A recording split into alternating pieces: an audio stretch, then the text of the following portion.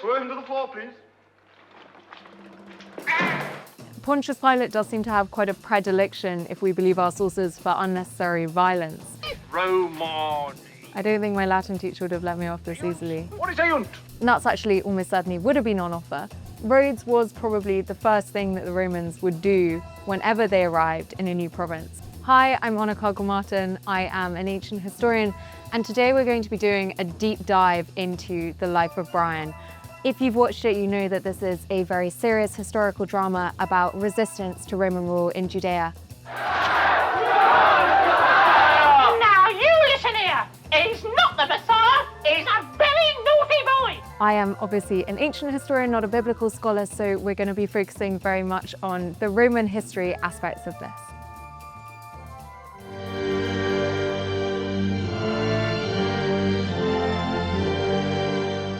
So we're in Judea in AD 33.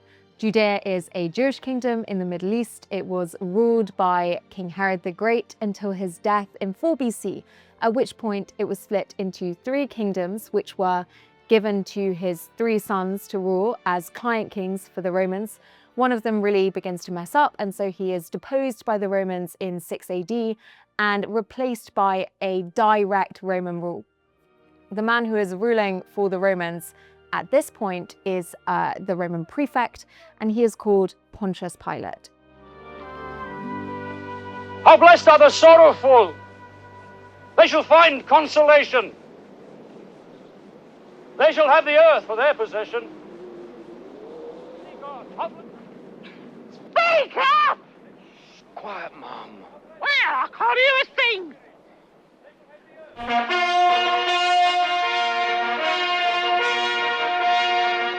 So it says we're in the Colosseum in Jerusalem. We're not in the Colosseum in Jerusalem. The Colosseum is the name of the great amphitheatre in Rome. We are, however, in an amphitheatre, which is a form of Roman entertainment space that has kind of an oval stage and then seating the whole way round. It's used for gladiatorial combats, beast fights, mock battles, things like that. There was an amphitheatre built in Jerusalem, but actually, really interestingly, it was not built by the Romans themselves.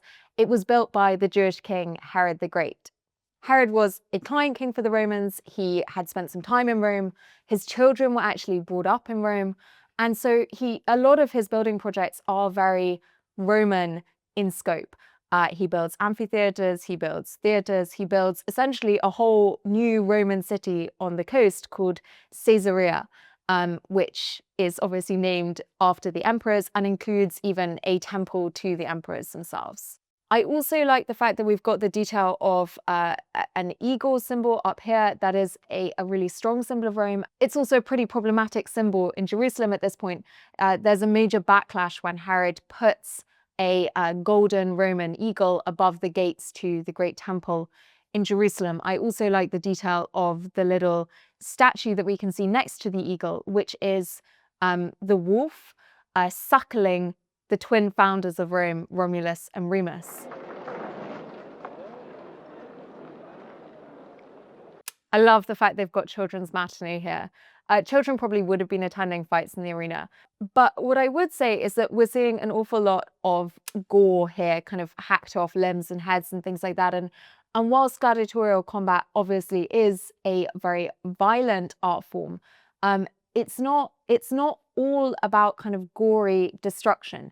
Most gladiatorial fights don't end in death. These are very highly trained fighters. You can't just be killing them off the whole time. If you are dying in the arena, you're probably dying from a much cleaner blow than this. Ladies and gentlemen, the next contest is between Frank Goliath, the Macedonian baby crusher. I love that. He's just referring to one of the gladiators as the Macedonian baby smasher.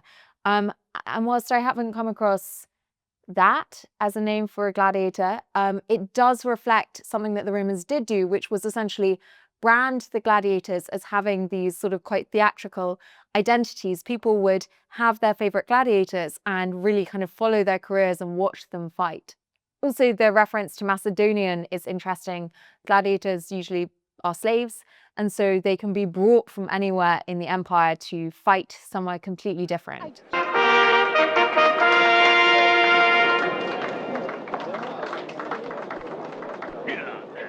It's dangerous out there.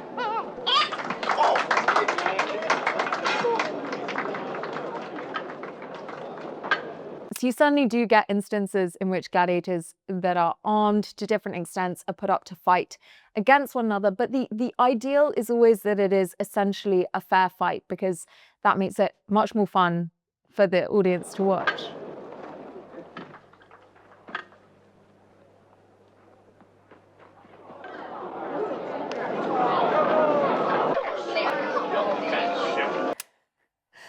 Okay, so we can see this group of very well-dressed attendees all sitting together in essentially the good seats at the front, and that was certainly something that happened. Suddenly in the Colosseum in Rome, the best seats were reserved for the imperial family, for visiting dignitaries, for the Vestal Virgins, and the kind of best layers of seating were reserved for the senators and then for the wealthy equestrian class.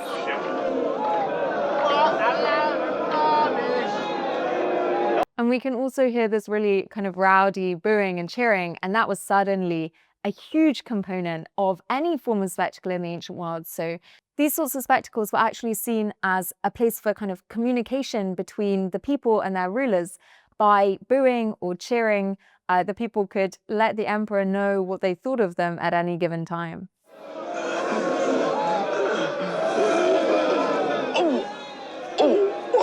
I think I'm about to have a cardiac arrest. Dreadful.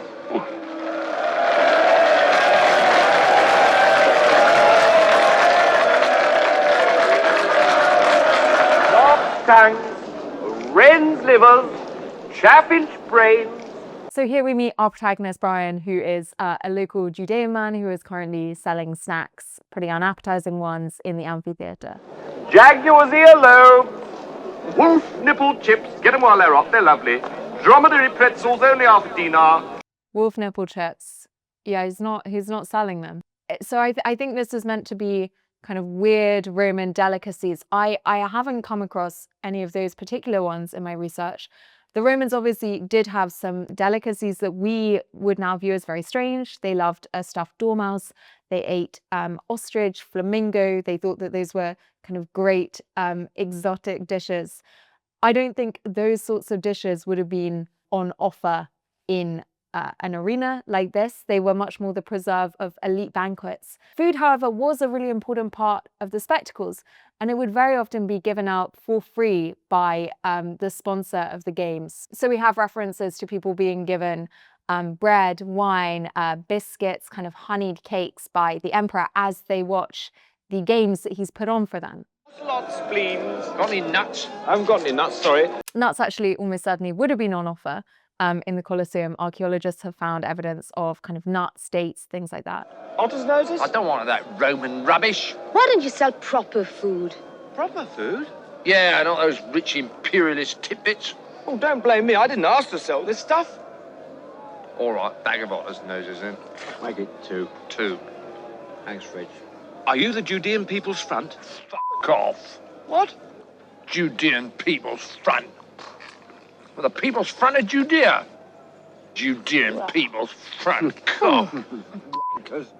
So there was a lot of resistance to Roman rule in this period. When Herod dies, there is a serious uprising that has to be put down by the governor of Syria. Then when one of Herod's sons is deposed in 6 AD and replaced with direct Roman rule, there is another rebellion because that involves direct Roman taxation, which the Jews find very hard to stomach, not only because obviously no one enjoys being taxed, but also because this is such a clear indicator that now they are being ruled by the Romans, and there is this belief that obviously the Jews should ultimately be subject to no one but God.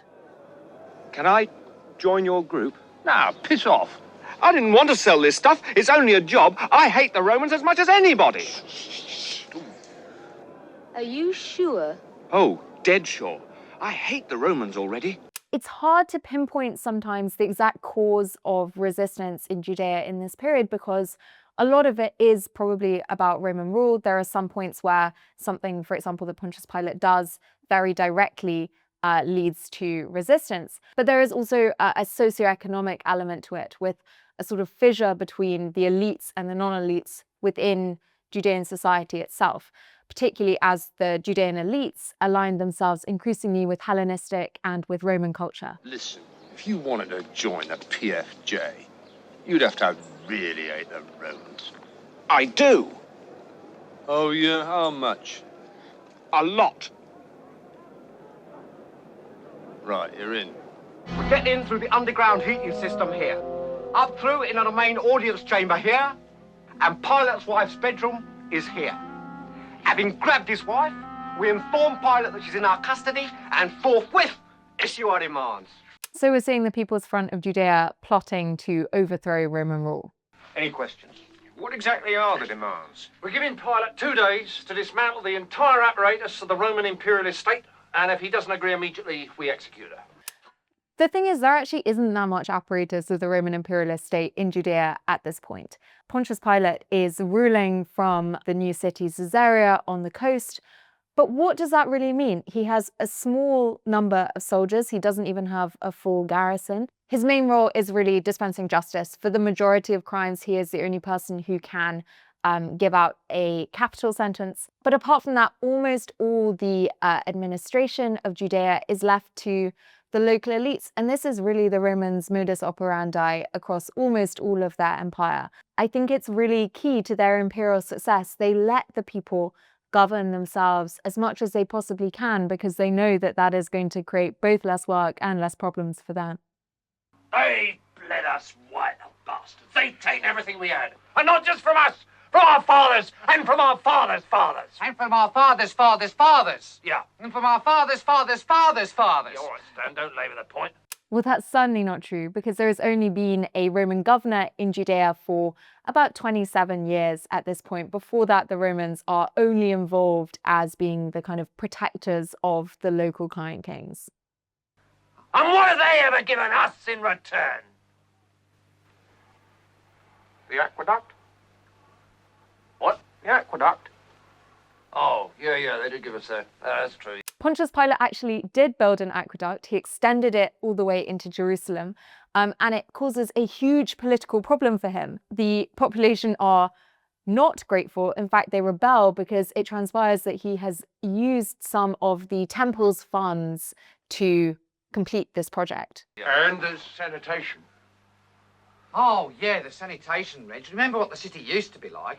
Yeah, all right, I'll grant you the aqueduct and sanitation are 2 things the Romans have done. And the roads. Well, yeah, obviously the roads. I mean, the roads go without saying, don't they? Roads was probably the first thing that the Romans would do whenever they arrived in a new province, because you need to be able to move your troops around. If you find that there is suddenly unrest in one part of your province and the imperial governor can't get to it to put it down, then there's no point having an imperial governor at all. So the building of good, straight, well-maintained roads is completely characteristic of Roman imperial policy. But apart from the sanitation, the aqueduct and the roads... Irrigation, medicine, education. Yeah, all right, fair enough. So with things like irrigation and medicine, the thing is that before the Romans arrived, the Jews were not savage barbarians, unlike, say, the Brits were. They had been living in a society that was sandwiched between, sometimes ruled by, these great Hellenistic empires. And so they really already had access to parts of Greek culture, Greek learning. Certainly the elites had already been building homes in Greek style. And so when the Romans arrive, a lot of these elements of what we would see as being civilization would already have been in place. And in terms of education, Judaism is a religion that has always had a huge emphasis on education. The Judean elites would also have been educated in the Greek language and Greek culture. And so the Romans are not going to view these people as kind of ill-educated, unurbanized savages. And the wine? Yeah, that's something we'd really misread if the Romans left. I think they had wine before the Romans. Public baths. And it's safe to walk in the streets at night now, Reg. Yeah, they certainly know how to keep order. Let's face it, the only ones who could in a place like this. The Romans wouldn't really have been doing much to keep order necessarily in the streets of Jerusalem themselves. It's a very small number of soldiers that are stationed there. And so I think the majority of responsibility for keeping order day to day would have continued to fall on local administrators. All right, but apart from the sanitation, the medicine, education, wine, public order, irrigation, roads, a fresh water system and public health, what have the Romans ever done for us? Brought peace? Oh, peace! Shut up! What I would say is, although there are some issues in terms of how they're characterizing what the Romans are doing in Judea specifically, this scene does really speak to something in wider Roman imperial policy, where they view the bringing of kind of Romanizing or civilizing aspects of life to their provinces as part of their political policy. They believe that if you offer people kind of material comforts and also things like education, what the Romans would view to be high culture, then they're going to be less likely to want to rebel against you. It's perhaps going to both kind of soften their military instinct and soften their view of the Romans.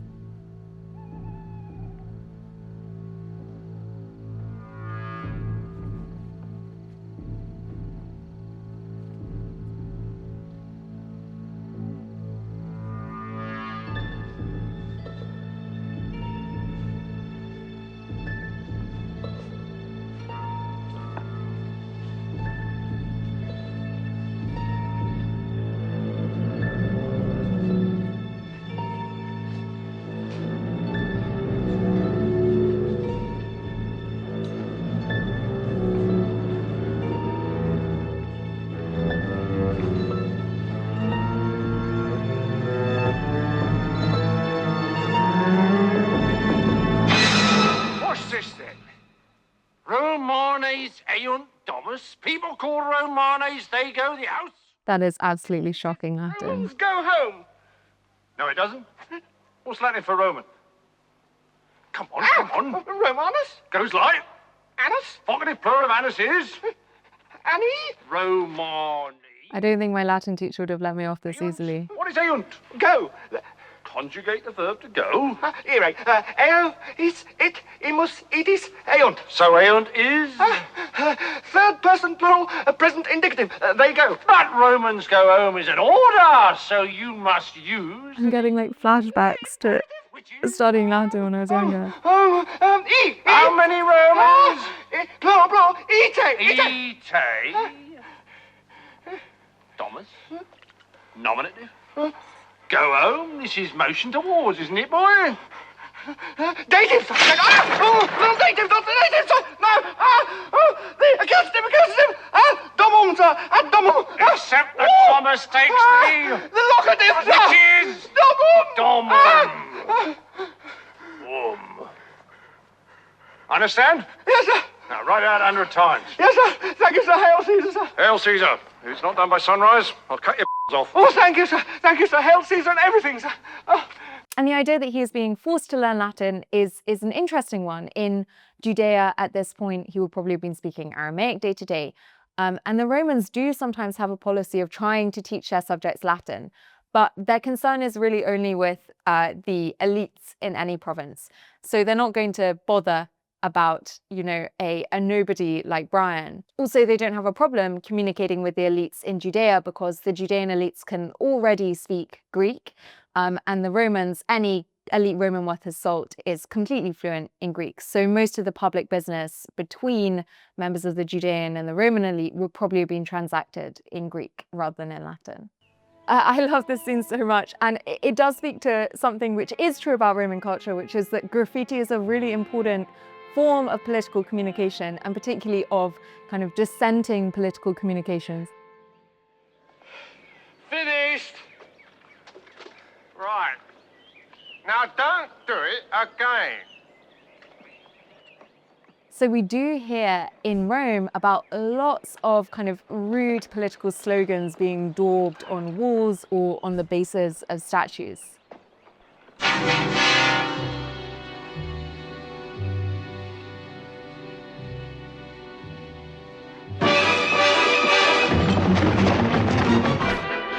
Now, this is the palace in Caesar Square. Our commando unit will approach from Fish Street under cover of night and make our way to the northwestern main drain. If questioned, we are sewage workers on our way to a conference. Ridge, our glorious leader and founder of the PFJ, will be coordinating consultant at the drain head, though he himself will not be taking part in any terrorist action as he has a bad back. Aren't you going to come with us? Solidarity, brother. Oh, yes. Solidarity, Reg. Once in the sewer, timing will be of the essence. There is a Roman feast later in the evening, so we must move fast. And don't wear your best sandals. Turning left here, we enter the Caesar Augustus Memorial Sewer. I love that, but it's actually not that far-fetched. Public works were often sponsored by emperors, and they would then have been there would have been inscriptions or naming that showed the people that this emperor had done the public work for them. And sewers were an incredibly important public work. They were acknowledged as being a great gift to a city. And from there proceed directly to the Hypocaust. This has just been retiled, so terrorists, careful with those weapons. So the Hypocaust is essentially a form of underfloor and central heating. There are rudimentary versions found in Greece, but the Romans really perfect it towards the end of the 2nd century BC. The way it works is that you raise the floor, and then you have these stacks generally of small square tiles, and they're placed at regular intervals, and the floor sits on top of those stacks. You then have a furnace, a wood-burning furnace, that leads into the area under the floor. And so the hot air from that can get in and circulate around these sort of tile columns and heat the floor above it. The Romans are obviously big fans of this. It's very expensive to do and to maintain. So originally it's only found in public buildings that really need it, particularly in baths. But as the centuries go on, it's increasingly found in sort of any luxurious dwelling. The palace Pontius Pilate stayed in when he was in Jerusalem was the palace that Herod had built for himself. So it almost certainly would have had these sort of Roman amenities. To walk through a Hypocaust, I don't know if that would have been possible without dying of the heat. You had to send in probably small enslaved children to clean it, but they would have gone in when, the fires were off. We will now be directly beneath Pilate's audience chamber itself. This is the moment for Habakkuk to get out his prong. So this is a mosaic of a couple. I think a real Roman version wouldn't have been censored like this. The Romans do love having art that alludes to or even depicts sex in their homes. They have no problem with putting it on display in the public areas of their houses because they don't see it as so directly erotic or pornographic as we would today. Instead, it seemed to allude to this sort of sensual, enjoyable, good life. So this woman here, with the sort of curls piled improbably up on top of her head, is about 40 to 50 years early in terms of fashionable hairstyles. The painting that we've got behind the chair here, incredible example of second style Pompeian wall paintings. And so here Brian has been caught and he is about to meet the Roman governor Pontius Pilate. Okay, so in these standards you can see behind the Roman soldiers here, I think that one of them has an image of the emperor on it. And standards like these had caused a huge political problem for Pontius Pilate when he first arrived in Judea. So one winter, possibly his first as governor of Judea, he brings a new garrison of troops to Jerusalem. And this particular garrison has images of the emperor on their legionary standards. And Pontius Pilate either doesn't realize or doesn't care that that is going to be hugely offensive to the Roman people. This is their holy city and they think that this is kind of idolatrous. They protest against this and eventually Pilate backs down and withdraws the troops that use that standard and replace them with one that uses a less kind of offensive type of imagery. Large living area.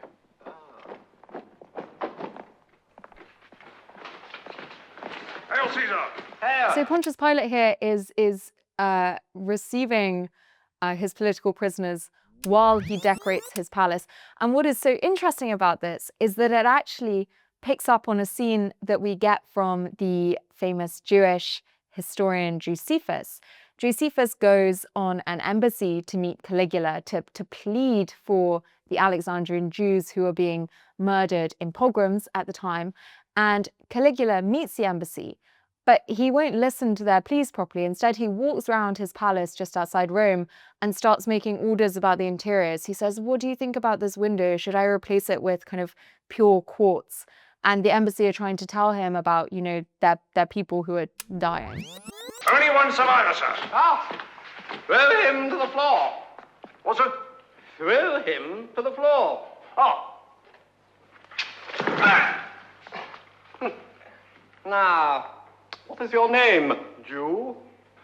Brian, sir. Brian, eh? No, Brian. Ow! The little rascal has spirit? As what, sir? Spirit? Yes, he did, sir. No, spirits, bravado, a touch of daring do. Oh, about 11, sir. Poor Pontius Pilate, he's really depicted in this as such a kind of ridiculous weakling. That's quite in line with how he's depicted in biblical sources, who want to put the main blame for Jesus's execution on his fellow Jews. And so they depict Pontius Pilate as just being a really, really weak leader. We get quite a different image of him in the Jewish sources, who are concerned with proving that the rebellion, which breaks out in the late 60s AD, is kind of well justified by decades of Roman misrule. And so the Pontius Pilate that appears in those works is a much stronger leader, but also a much more kind of evil and oppressive one. So, you dare to aid us? To what, sir? Strike him, Centurion, very roughly. Ah! Oh, and throw him to the floor, sir. What? Throw him to the floor again, sir. Oh, yes, throw him to the floor, please. Pontius Pilate does seem to have quite a predilection, if we believe our sources, for unnecessary violence. When the people protest about his building of the aqueduct, it's said that he stations plainclothes police officers among the crowds and then has them, you know, beat a number of protesters to death. What is his name? Nautius Maximus. Centurion, do you have anyone of that name in the garrison? Well, no, sir. Well, you sound very sure. Have you checked? Well, no, sir. I think it's a joke, sir. Like Siliosotus or Biggus Dickus, sir. What's funny about Biggus Dickus? Well, it's a joke name, sir. I have a very great friend in Rome called Biggus Dickus. Silence! What is all this insolence? You will find yourself in gladiator school very quickly with rotten behavior like that. Can I go now, sir? Wait till Biggus Dickus hears of this. Wait! Take him away! Oh, sir, No, I want him fighting rabid wild animals within a week. Yes, sir. Come on, you. People who are convicted of certain crimes are sometimes punished with being enslaved and sent to train as gladiators.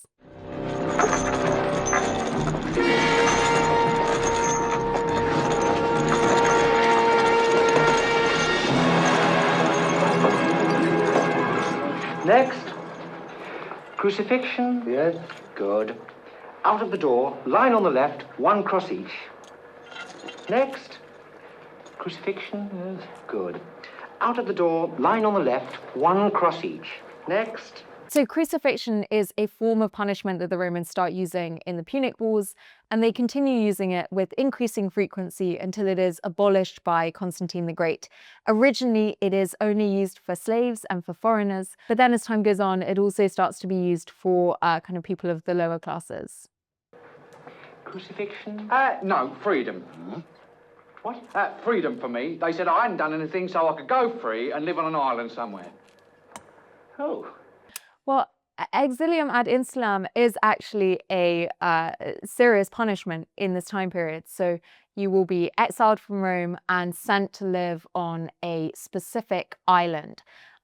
This is actually one up on the type of exile that had been used in the Republic, when you were just told you can't live in Rome anymore, but you could choose wherever you wanted to go into exile. When you are sent to islands, obviously that can have a huge range of outcomes. So you can be exiled to a lovely and very civilized island somewhere in the Mediterranean, or you can be exiled to a tiny prison island off the coast of Italy where there is essentially nothing there and you are kept under constant armed guard. A lot of members of the imperial family that kind of fall out of favor suffer that sort of punishment. Some of them are starved to death there. Some of them are, denied wine. Like things can get really bad.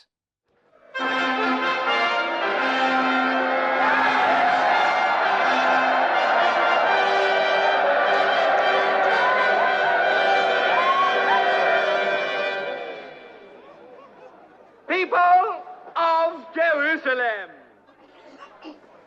Rome is your friend.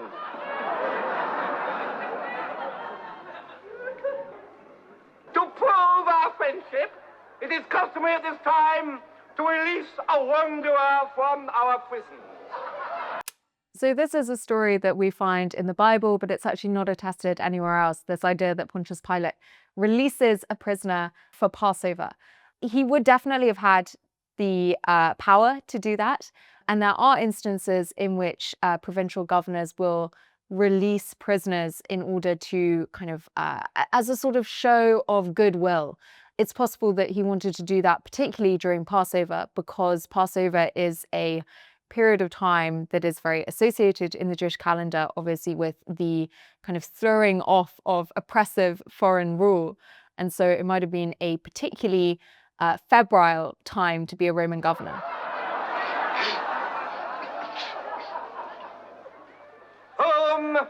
Would you have me release? Release warrior! Yeah!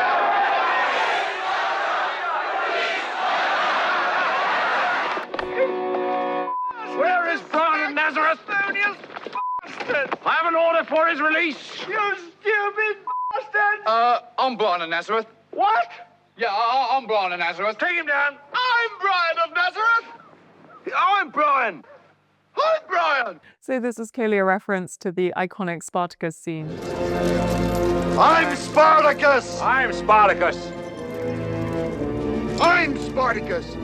I'm Spartacus. I'm Spartacus! I'm Brian! I'm Brian! I'm Brian, and so's my wife. But a little less honorable this time. Right, take him away and release him. No, I'm only joking. I'm not really Brian. No, I'm not Brian. So after a series of very unfortunate events, our protagonist, Brian, is left to be crucified. It was a joke. I'm only pulling your leg. It's a joke. I'm not him. I'm just having you on. Put me back. Thank you so much for watching. I hope you've enjoyed this and learned a little bit more about what the Romans were doing in Judea in 33 AD. If you want more deep dives like this, like and subscribe to the channel. And you can also find me at Ancient History Girl.